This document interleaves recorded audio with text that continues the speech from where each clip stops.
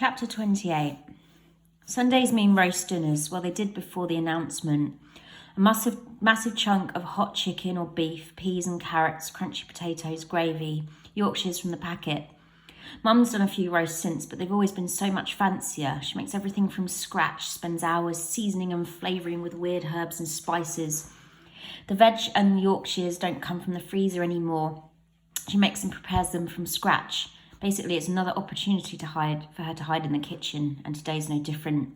When will it be ready? I can't help asking. It's almost 6 p.m. and I'm bloody starving. It makes me 10 times hungrier when I can smell it all cooking for hours. 5 more minutes, Mum calls from behind the fridge. Go and lay the table for me, Al. I do as she says. She's been in a pretty good mood since coming back from London, and I want to keep it that way. I think if she knew about our trip to the beach, she might feel a little differently. Get everyone up at the table, Mum calls, still clanging around in the kitchen. Sure, Mum. I slope into the living room where I've left everyone to find it empty. Excellent. Well, Dad's probably gone to the garage or the loo or something, so I'll leave him to it. I climb the stairs instead. Jenna and Kent must have gone up to Jenna's room.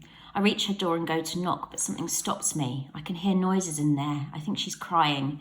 I move my face closer to the door. Shh, it's all right, Kent's saying softly. I pull away. I shouldn't be listening to this. I can't listen to this. It's like just for a while yesterday I forgot Jenna was ill. I think she managed to forget too. She just got to splash around and play arcade games and bury Kent in the sand like someone without cancer would, but she never gets to keep that feeling for long. It's looming over her now, looming over all of us. So, you've had quite an eventful few days, Alex, Mrs. Moss crosses and uncrosses her legs. For the first time, she looks uncomfortable. I don't think she knows what to say.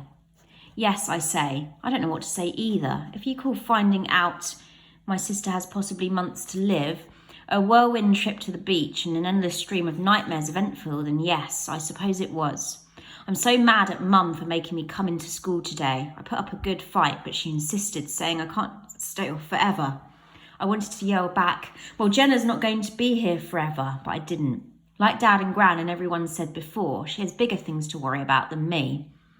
And is there anything you can think of that school can do to support you during this time? Mrs. Moss looks at me expectantly.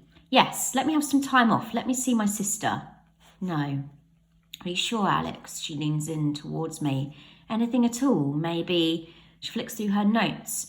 More frequent counselling sessions, a time-out pass, a social group therapy, maybe. I look at her, with her stupid fringe and a stupid sad smile and her stupid buttoned-up blouse. I hate her. I don't hate her. She's only trying to help. That's all she's ever done. Come on, make an effort, Al. You never know, maybe one of those things will make things slightly easier. Time-out pass might help, I tell her. You know, in case I get upset or something. Yes, of course, Mrs. Moss writes it on a post-it note. I'll get that sorted as soon as possible for you. Anything else? Do you want to see me more? See me or another counsellor more? Or maybe we can speak to your mum about counselling outside of school? That's enough about me, I say before I can stop myself.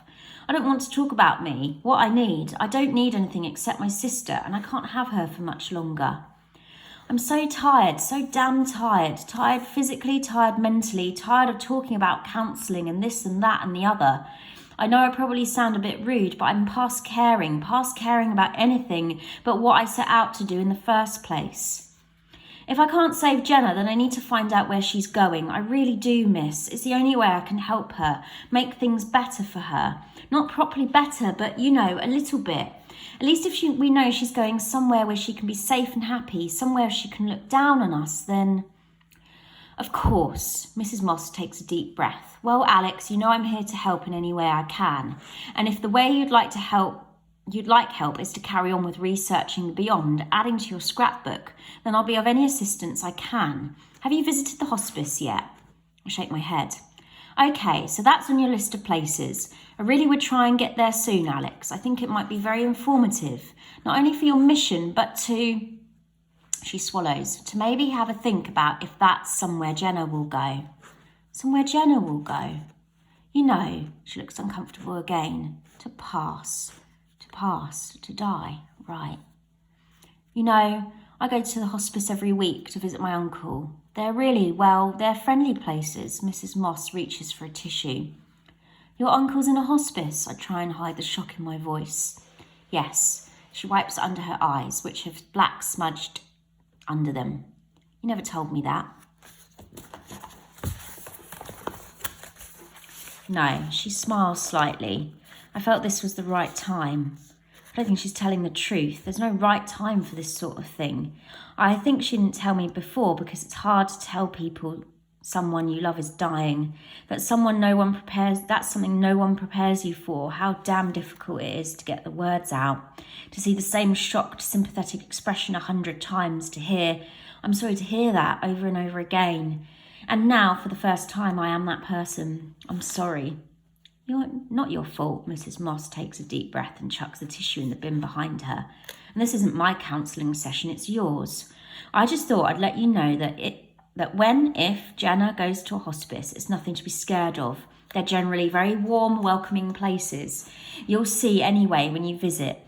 Thanks, miss. No problem. Right, she clicks her pen. And have you thought of any other venues you'd like to explore? I don't know, I say. To be honest, a lot's riding on this hospice visit. I found everything else so hard to find a proper answer. Religion is so difficult to understand and believe in, with all the scientific evidence and that. I like to think it's true, but should I tell her? I'll tell her. I prayed to God and heard nothing back. If he's there, if someone's there, why are they ignoring me, ignoring her?